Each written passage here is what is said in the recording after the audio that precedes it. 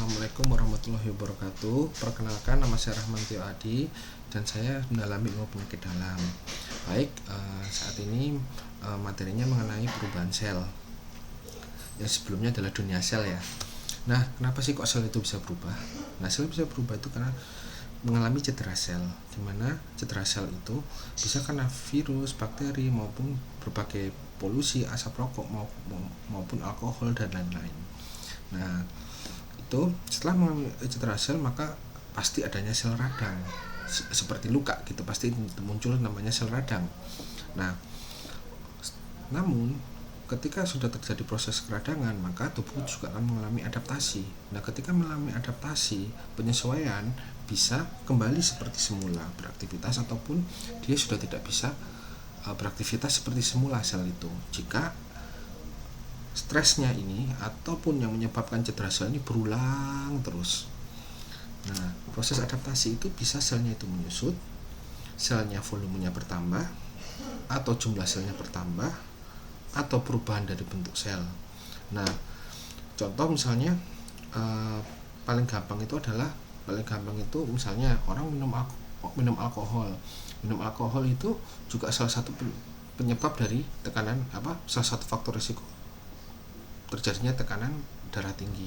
Nah, otomatis kan kalau minum alkohol terus itu lama-lama selnya kan akan mengalami adaptasi, bisa selnya berubah bentuk atau dengan volumenya bertambah.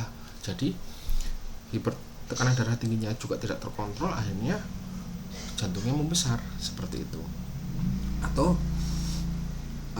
contoh lain misalnya orang dengan hamil itu otomatis kalau ada mengandung bayi, otomatis kan kantong rahimnya membesar.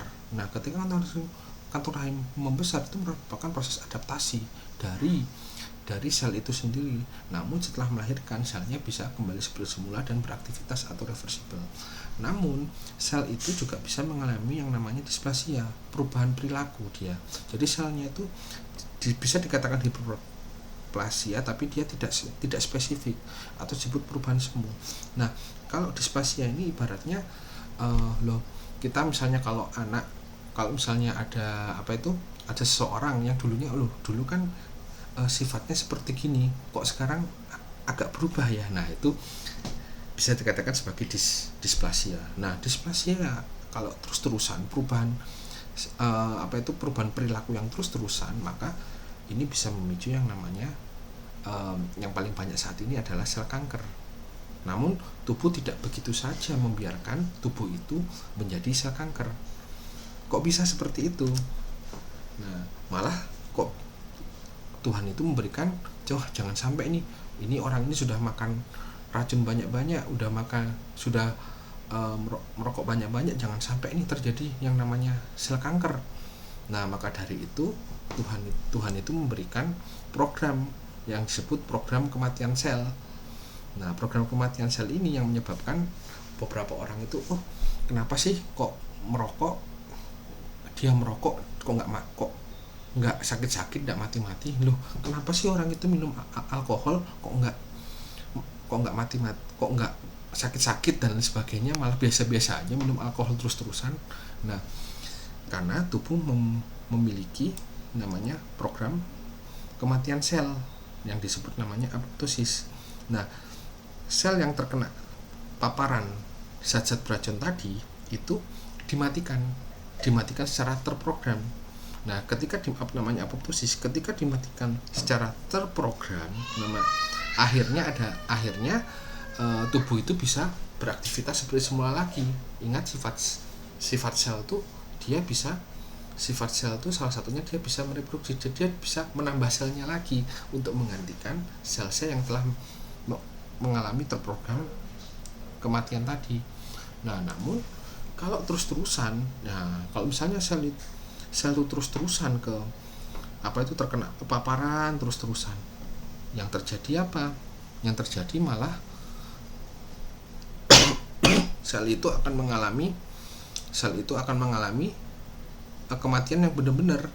Nah, yang terjadi adalah sel itu dia tidak bisa kembali seperti semula lagi.